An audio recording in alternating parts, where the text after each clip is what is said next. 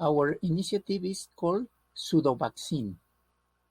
Our solution considers humanity as a single organism. So imagine every person are one cell. Then millions of cells made a big world-sized body. Then you notice humanity lacks of an immune system. With globalization, planes and cars and ships can carry disease to every corner of the world. We need to create a digital barrier to stop diseases from spreading out of control. Pseudovaccine can create that barrier because it's an integral solution that takes care in a different approach.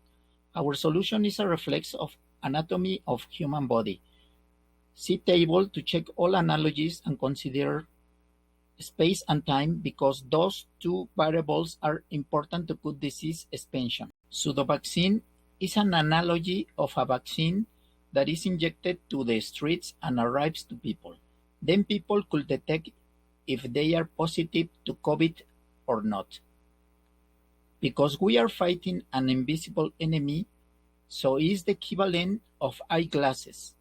Then negative to COVID persons can go out and be productive.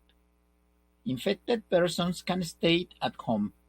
This reduces infections in the streets and eventually COVID is a thing of the past.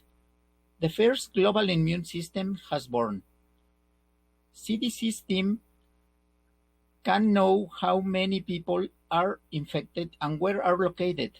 Then pharmaceuticals company can manufacture only the exact quantities of medicines and know governments how many beds can be necessary.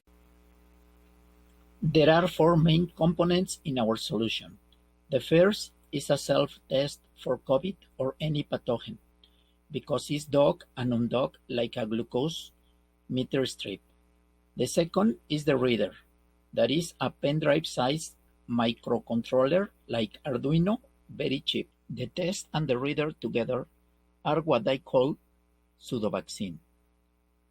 Component 3 is the app that is installed in a smartphone. Component 4 is a software that receives all data from the smartphones, reside in the cloud, and CDC teams can control pandemic and see statistics. Advantage of the system: end pandemic in 3 or 4 months. Save world economy.